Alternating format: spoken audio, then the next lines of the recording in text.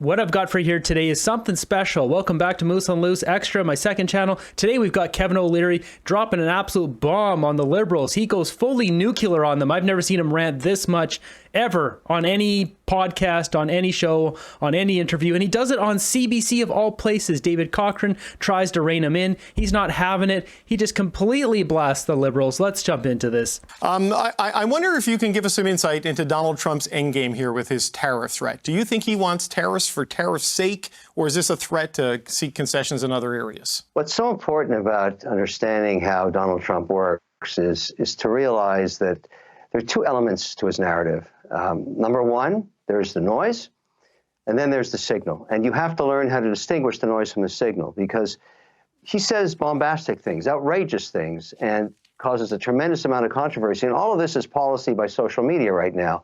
He knows he enjoys that all around the world. However, when you focus on the signal, that is where the opportunity is. And I think where Canadians are getting lost in this narrative, because we're in a unique situation, we're leaderless. And so we have all of these barbs being thrown back and forth across the border. That's all noise. The opportunity is in the signal, and the signal is where we should be focused, because Danielle Smith nailed it when she said, in the tonality of her narrative with Trump was very constructive, because she, you think about the opportunity all of these leaders have had in the last 2 months. And what people don't realize is this is an opportunity to go off the record with Trump and form a personal relationship with his cabinet.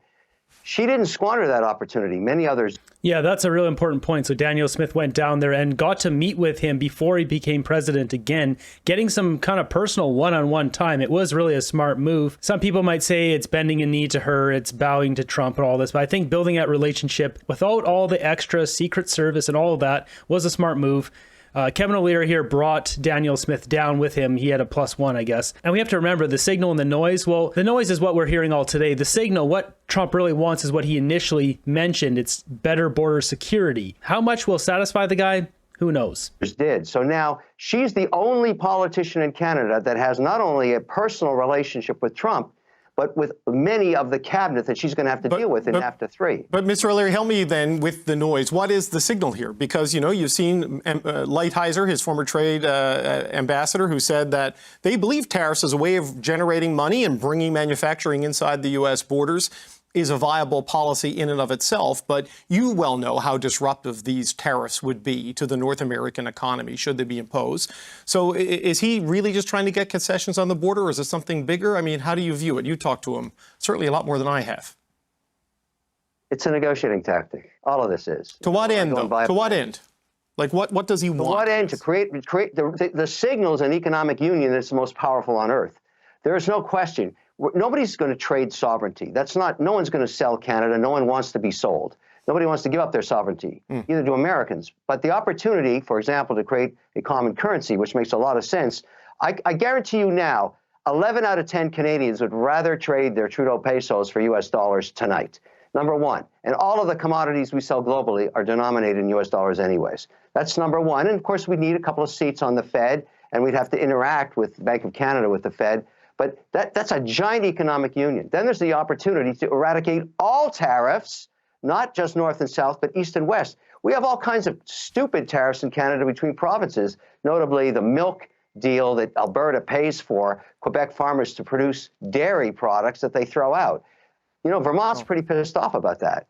Yeah, that is really stupid. We're not getting into all that. That's this ridiculous stuff. And they'd like to see those go away, and they'd like to compete.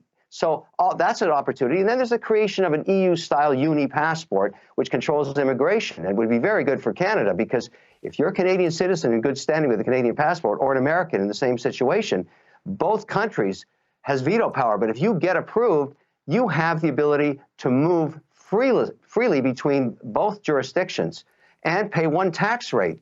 It's very attractive, but you also control who comes in for education with that. It's a great idea. Okay, so when he talks about the 51st state, this was initially dismissed as a joke by people who were at the dinner table in Mar-a-Lago when it was first raised. But you're saying that's what, a proxy for this idea of an EU-style arrangement between Canada and the United States? I know you have advocated for this idea, but Do you know straight from No, the I have not president-elect's mouth? advocated for a 51st state. No, the economic union. The economic union. Okay, yes. absolutely. I mean, you do have a quote where you say make the border disappear, but you mean regulatory-wise, not in a sovereignty way. Is that what I'm understanding your point here? That I'd rather Canadian dollars be spent on protecting the North and American dollars, because I'm worried about the Chinese more than anybody in Canada, it seems.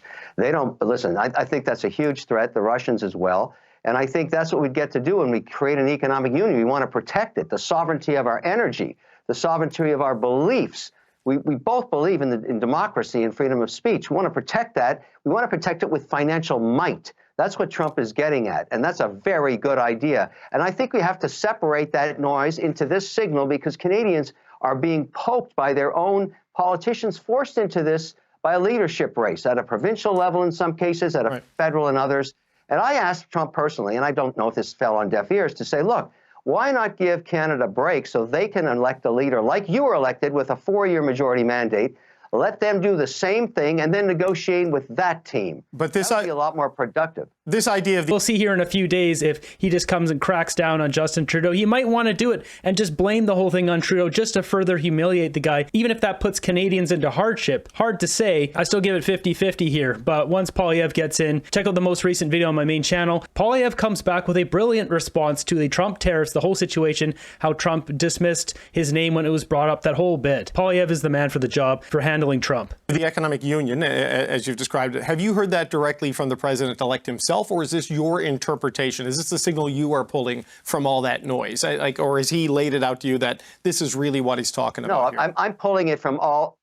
I'm pulling from all that signal. I know he wants that pipeline. How do you get that? You need Danielle Smith. You need Alberta.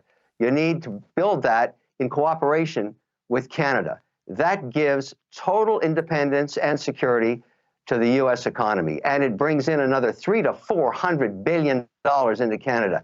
Who doesn't want to do that? The only guy I know that doesn't want that is Gerald Butts, and I think we've had enough of him. Well, I mean, like, Jerry Butts has been out of government for a long time. So, I mean, he's... Oh, wait. Before Kevin O'Leary absolutely pops his top here, let's just do a quick refresher on Gerald Butts. So you can see here, this is Gerald Butts. This is one of Trudeau's groomsmen at his wedding. You can see a photo of them together here. Put in Gerald Butts' Trudeau wedding. There he is right there, holding up Trudeau. There they are. Long time ago, Gerald Butts served as the principal secretary from 2015 to 2019, playing a significant role in Liberal policies and campaigns. He resigned from his role in 2019 amid the SNC-Lavalin scandal that happened that really should have taken Trudeau out of power. He was Trudeau's right-hand man. Now, buckle up for this. Wait a second. Wait, that's not true. Well, it is. I mean, no, he works with the Ian Bremmer now.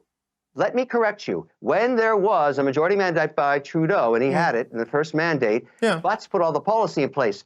Sure. Daniel Smith had to litigate that policy in October 2023 to get me to bring back $70 billion into Canada. Okay. Gerald Butts is the antichrist of Canada. Oh, okay. Well, look, Mr. Butts is a private citizen now. He's not in public life. He does not control the government. He hasn't been since. So anyway, but I want to move on. Wait a second. Isn't he backing the Liberal leadership right now? Didn't I hear Carney is going to bring him in behind him? Well, that's an unholy union. Okay. All right. Well, look, I wonder if, to pick up on something Danielle Smith said today, because you are a fan of the Alberta Premier. She came away from this meeting with President Trump. I'm not sure exactly how long it lasted, but she feels a tariff hit of some sort is inevitable next week. Is that your view of it from having spoken to the president-elect? I don't think anybody knows what's going to happen next week. If you were to say to me, this is number one on Trump's agenda to tariff Canada, I would say that's not the case. These moves are going to come through after he's president. Everything we've seen so far is on a personal basis at his home. And she was wise enough to spend not 1 day, 2 days. That woman knows how to work a room. I can report that to you. She's very smart at that. And my goodness, she scored a lot of points with a lot of different people in the cabinet. Right, but the situation still is, Mr. O'Leary. You're a Canadian citizen, and this is economic Armageddon if these tariffs come in, as you well know. Unemployment is going to go through the roof. Economic growth is going to go down. Provincial governments. I appreciate you saying that, but neither of us know. We just don't know. You've got to wait. My point is, wouldn't you rather have your adversary's cell phone number on speed dial? I would. No, look, only one. Only one in Canada that was smart enough to go and meet him.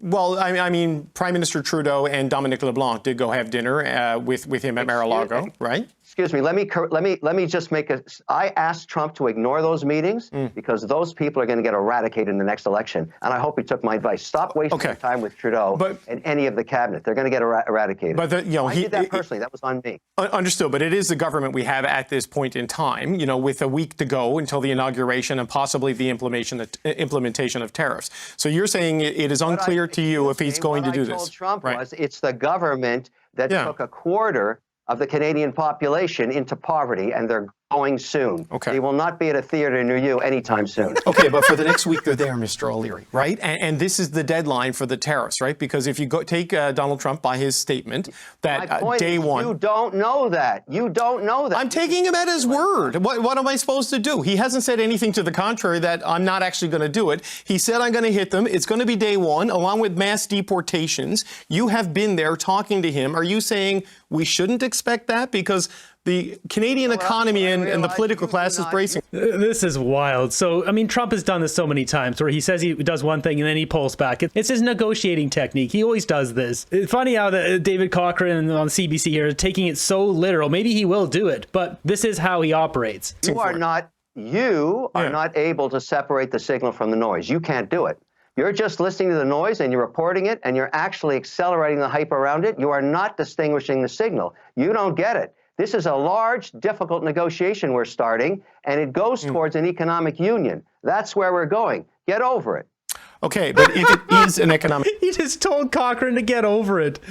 There's a reason why, I guess they don't bring on O'Leary that much. Economic union, why doesn't the president-elect say that rather than talk about tariffs, fentanyl, and migrants crossing the border? Like, politicians, when they lay out very clear things... You have been listening to Trump for 12 years. You ask me that question, that's not his style. That's not how he operates. You know that. Well, we'll see. I mean, That's exactly what I just said. That's not how he operates. How did the CBC not know this? David Cochrane's been doing this job. He knows that Trump is very bolsterous and he makes outrageous claims and then he dials it back, and that's how he finds his middle ground. He doesn't like to play the 50-50 game. He likes to push it way over the edge and then he pulls back a bit. He's doing the same thing here. We just don't know for sure if he wants to make a splash worldwide and scare a whole bunch of the nations around the world, assert more economic, military dominance, or is this just a tactic to kind of get the borders more secured? We're a week away. So you just as a final question, you are not at all certain whether we see tariffs next week. You wonder. No, I'm not.